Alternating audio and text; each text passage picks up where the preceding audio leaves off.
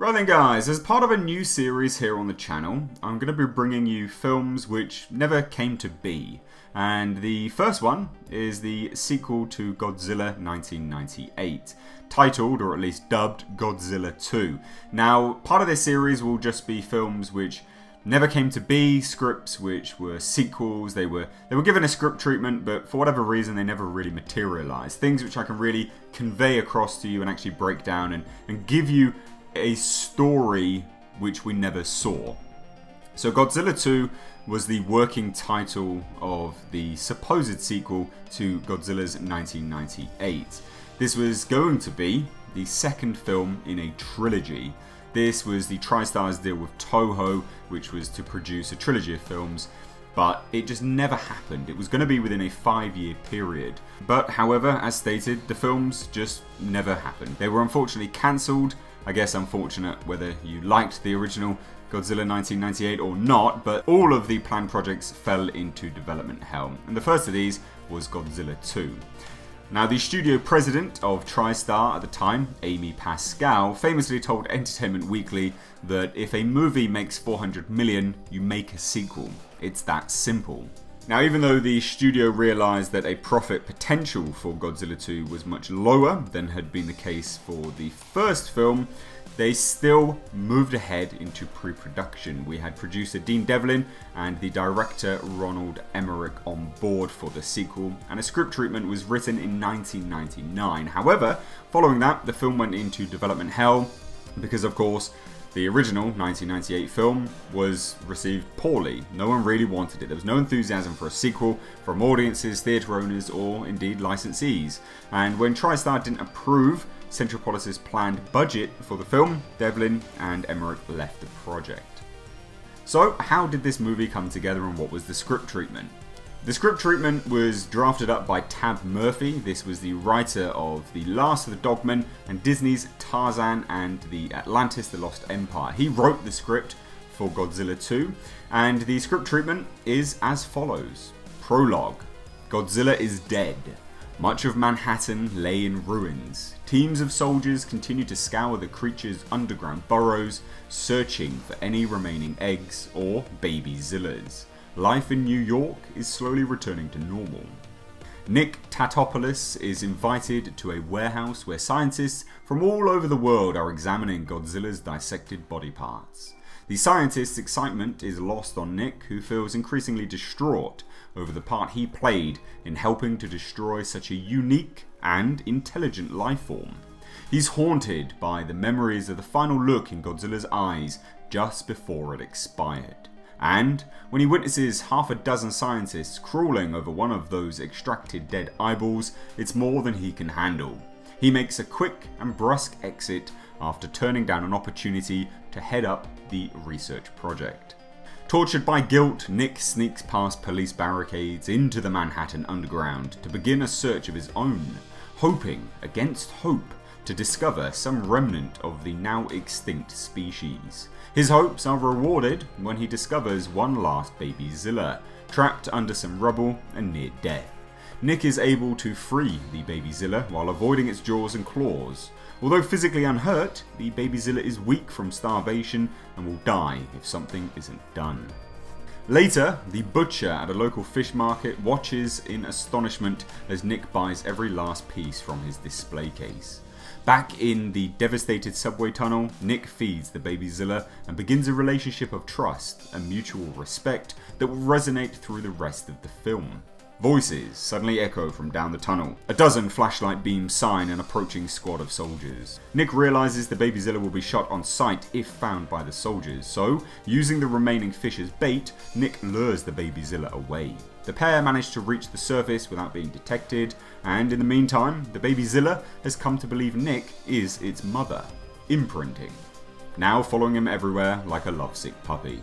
When another squad of soldiers approaches, Nick shrouds the baby Zilla in a long overcoat and shepherds it down to the waterfront. At one point, a bum accosts the pair, unwittingly begging for spare change from the baby Zilla. The bum's bloodshot eyes bulge when his extended hand is snapped at by the baby Zilla. The bum's terrified screams bring the soldiers running. Realizing they're about to be discovered, Nick tries to get the baby Zilla to enter the water and strike off on its own.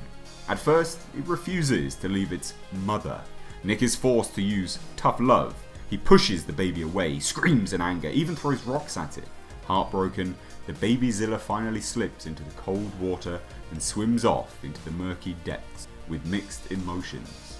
Role main title, Godzilla 2, Act 1.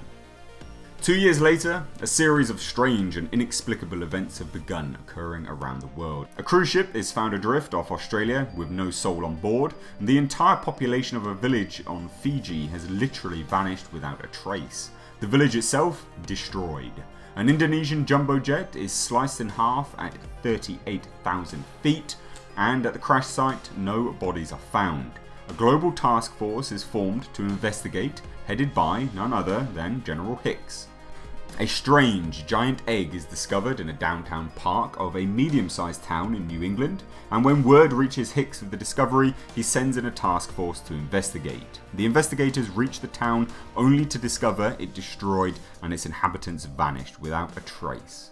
In the center of the town, remnants of the hatched eggs are found, and the investigators conclude that somehow, some way, a Godzilla is responsible. The nightmare has begun again. General Hicks immediately puts out an APB on Godzilla expert Nick Tatopoulos. Wedding bells chime outside a small church in Vermont. Nick and Audrey have finally tied the knot. We see that Nick is more or less resigned to his fate, and the pair make their way to a waiting limo, showered by handfuls of rice. Nick climbs into the limo. When Audrey turns to wave at the crowd one last time, the door to the limo suddenly closes and all the doors lock, trapping Nick inside. The limo speeds away from the stunned crowd and Nick's equally stunned bride. Note, this is the first and last time we see of Audrey. When Nick shouts for an explanation, the driver turns out to be the Frenchman, Philippe Roche. He apologizes for the abrupt departure, hands Nick a classified folder detailing the strange events occurring around the world, and he reveals that he's working for General Hicks and the Global Task Force, who are convinced that Godzilla is responsible. Nick insists that even if Godzilla had survived, it couldn't possibly be responsible for the weird events occurring around the world. There are too many inconsistencies. But Philippe is determined to find out one way or another, and should a Godzilla prove to be alive, it must be destroyed once and for all. Philippe stops the car and turns to Nick. "I need your help." Nick finally agrees to help Philippe in his search, but for very different reasons. Restricting their search to the southern hemisphere because of climate, ocean currents and the relative proximity of the inexplicable events, Nick and Philippe determine that the only landmass big enough to support a creature of Godzilla's size without fear of detection is Australia. That is where they target their search, deep in the Australian outback. Nick and Philippe cross paths with a beautiful and rugged, no-nonsense female biologist, Anna Charlton, who claims to be doing research on dingoes. She asks what they're doing in the middle of nowhere. Philippe nods towards Nick. He's on his honeymoon. Anna takes an immediate dislike to the pair, especially Nick. Her answers to their questions are curt and brusque. No, she's not seen nor heard anything strange or unusual. She asks them to leave and not disturb her research area. Before they depart, Philippe slips a tracking device into the back of her Jeep, and both Nick and Philippe are convinced that she is hiding something. Later, they trail her Jeep further into the rugged outback where they lose her when their own vehicle breaks down. Stranded in the middle of nowhere, arguing, they both suddenly hear a familiar, bone-chilling roar. Grabbing their gear, they race up a nearby bluff and come face to face with Godzilla, now full grown. Hiding in the brushes to avoid detection, Nick and Philippe are even more stunned to discover Godzilla is not alone. The creature has given birth to a brood of young teen Zillas, each nearly 3 stories high, and as Godzilla and his brood stomp into full view, a pack of dingoes suddenly attack a straggler we will come to know as the runt of the litter. Smaller and weaker than the others, the runt cries out for help as the dingoes swarm. Godzilla roars the rest of her young spook, and while Godzilla defends the runt from the hungry pack, Nick and Philippe find themselves directly in the path of a Godzilla stampede. Just when we think they're dead meat, a Jeep pulls up and Anna screams for them to get in. What follows is a hair-raising rollercoaster ride with Anna swerving in between the giant tree trunks. What follows is a hair-raising rollercoaster ride with Anna swerving in between the giant tree trunk legs of the stampeding Teenzillas, miraculously avoiding getting squashed while Nick and Philippe cling to their seats for dear life. Eventually, Anna is able to swerve out of harm's way just as Godzilla comes on the scene carrying the runt on its tail. As calm returns and Godzilla and its brood continues to forage, Anna turns to the astonished Nick and Philippe. Okay, so maybe I have seen something a little unusual. Act 2. Philippe makes for the radio in Anna's Jeep in an attempt to contact General Hicks. Nick pleads with him to wait and they argue. A shot suddenly rings out and the radio shatters. Philippe and Nick turn to find Anna holding a gun on the pair. Anna reveals that she stumbled upon Godzilla over a year ago and has since dedicated herself to studying and protecting the creature with an almost militant determination.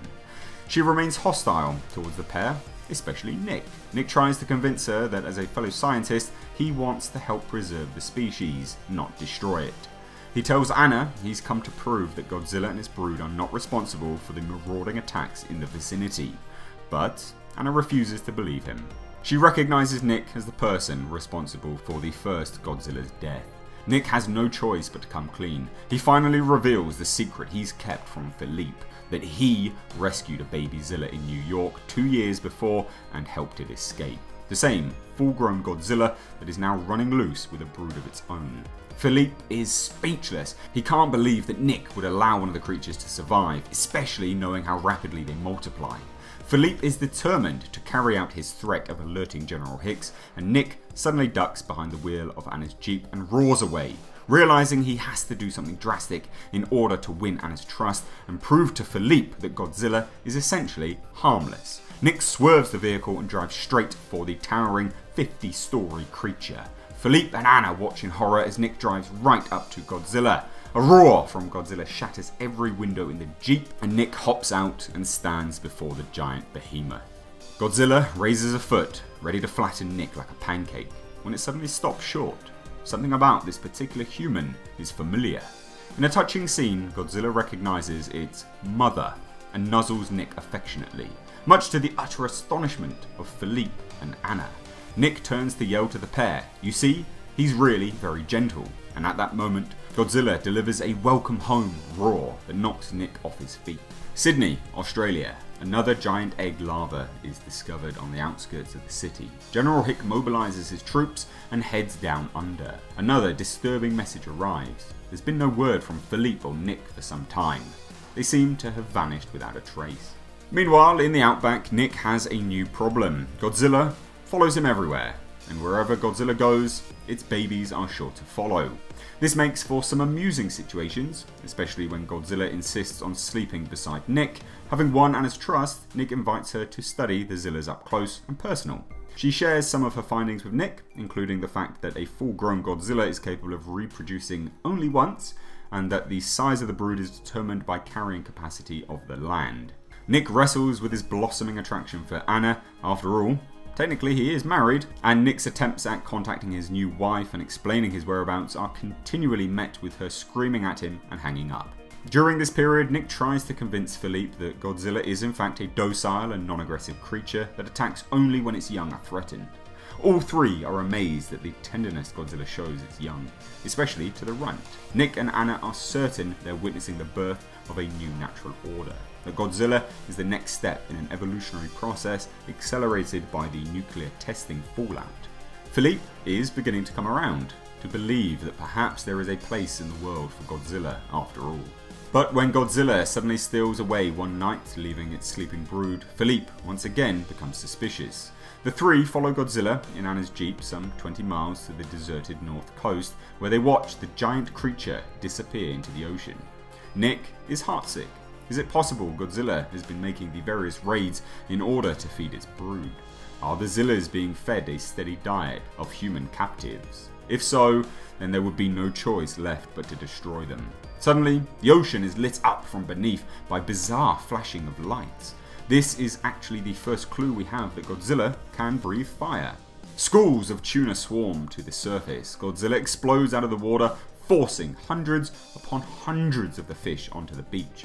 Nick, Anna and Philippe Watch the amazing spectacle as Godzilla continues to herd schools of tuna onto the beach. As dawn approaches, another incredible sight greets them. Godzilla's brood appears on the horizon, descending on the beach, and the hungry Zillas begin gorging on the stranded fish. Nick now has the proof he's come after. Even Philippe has to admit he was wrong, that Godzilla is not responsible for the other attacks. But if not Godzilla, then who? Or better yet, what? In order to answer that question, the trio decides to take a little trip. Monster Island, Godzilla's birthplace. Following Godzilla's death, a clean sweep of the island produced no other biological anomalies. For 2 years, the island has been off limits to visitors. Its water heavily patrolled by UN warships. Approaching the island, Nick, Anna and Philippe don wetsuits and scuba gear in an effort to slip past the blockade. Swimming toward the island, the three are suddenly engulfed by a giant shadow and are stunned to witness a blue whale, 3 times its normal size, glide silently past. On the island itself, more strange discoveries await. A plethora of new species, some mutated beyond recognition. Even so, there's nothing on the island that seems capable of the kind of destruction that's being reported around the world. Suddenly, the skies above them darken. A strange buzzing sound fills the air. What seems to be an approaching dark cloud turns out to be a huge swarm of mutated winged insects, equipped with vicious mandibles and deadly wasp-like stingers. The Buick-sized insects appear to be carrying something wrapped in their 6 spiny legs. Nick, Anna and Philippe watch in horror as the insectoids land and release their human captives. When one man tries to escape, he is immediately set upon and stung to death. Meanwhile, wingless termite-like insects swarm out from underground and herd the human captives back. Nick, Philippe and Anna prepare to follow. Suddenly, horrible screams emanate from the entrance to the underground nest.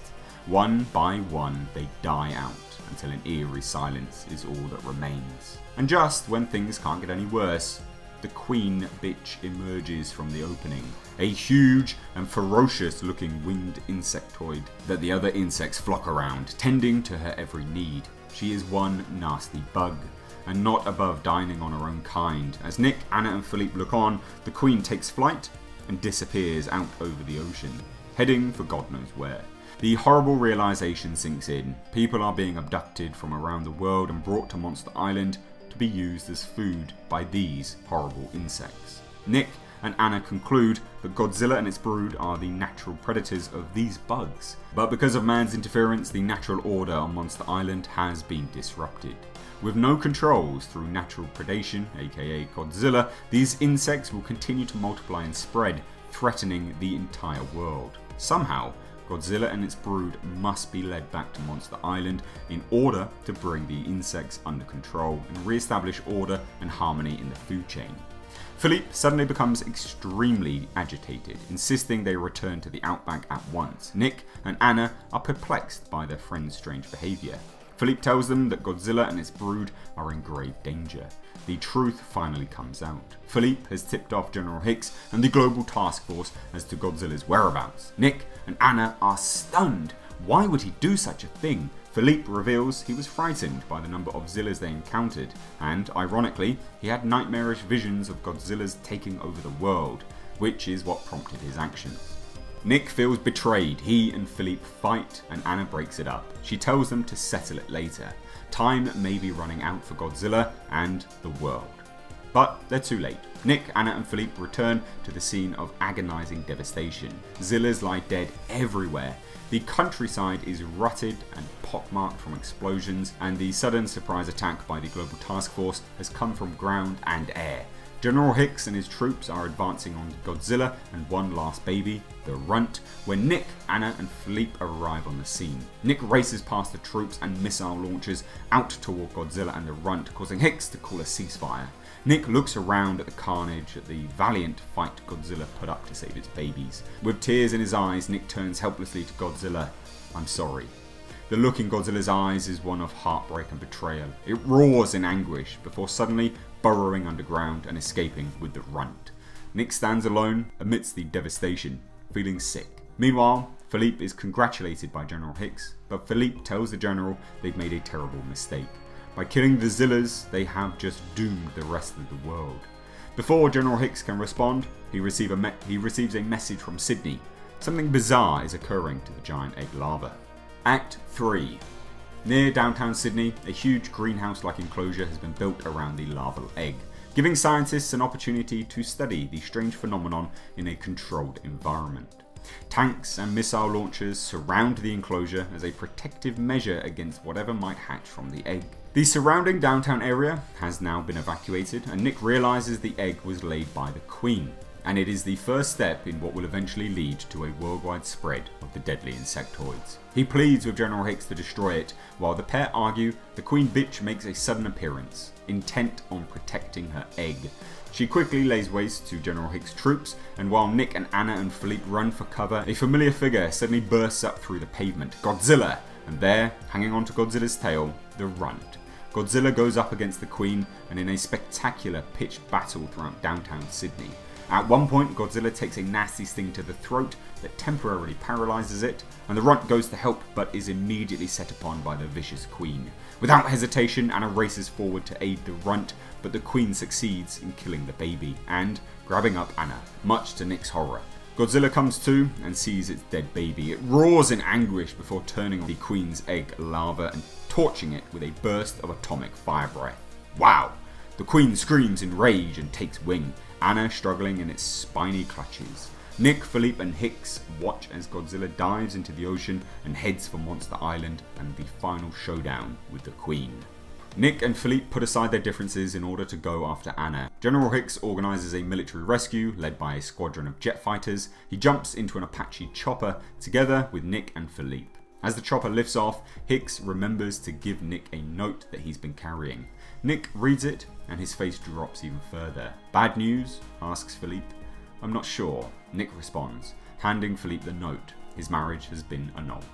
On approach to Monster Island, they are attacked by a swarm of the mutated insects. A spectacular battle in the sky follows as the jet fighters take on the insects, but the insect numbers prove to be overpowering. The battle ends with every jet down and the Apache chopper crash landing on the island, just as Godzilla wades ashore to take up the attack.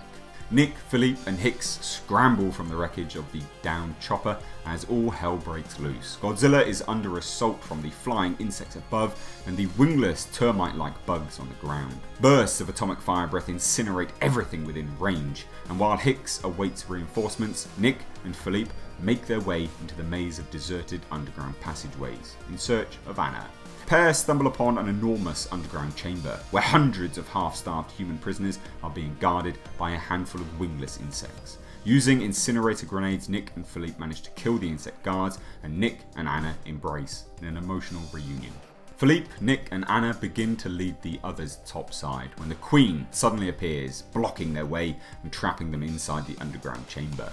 The Queen advances and is about to devour Nick for lunch when Godzilla suddenly burrows through the cavern wall. Godzilla and the Queen square off for one final giant monster battle. Nick, Anna and Philippe lead the captive people topside as the fight progresses above ground. This time, Godzilla is the victor, vanquishing the Queen and bringing natural order back to the Monster Island ecosystem. General Hicks' reinforcements suddenly arrive. They line up their big guns to take out Godzilla once and for all. Godzilla now is all but defenseless, spent and exhausted from his battle with the Queen. Nick and Anna are so enraged that Hicks has to order them to be put under protective custody. All appears lost. Believing he's now doing the right thing for humanity, General Hicks is about to give the order to fire when an extraordinary thing occurs. The hundreds of people that have been set free form a protective circle around Godzilla, and there, leading the blockade, is none other than Philippe. And in that moment, General Hicks realizes pulling the trigger on Godzilla would be the wrong thing to do. He orders his troops to withdraw. Loud cheers go up from the people that Godzilla helped set free. Suddenly, a new sound reaches everyone's ears, and then another Godzilla wades onto the shores of Monster Island, calling for its mother. The Runt wasn't killed after all.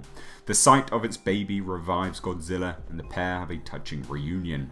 Later, against a brilliant sunset, Nick, Anna and Philippe say goodbye to Godzilla and the Runt as the pair return to the ocean.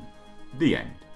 So, there you have it guys, that is the scrapped script treatment anyway for Godzilla 2. It's interesting as well because some of this was taken on board for the Godzilla animated series, and of course some of it wasn't. But there you go. I hope you enjoyed this run through, and I hope you stick around for more of these in the future. Like I said, this will be a recurring series on the channel. They're going to be long videos, but I hope you enjoy it in that way and get something from it. Guys, what do you think about this scrapped movie? Do you like it? Do you like the sound of it?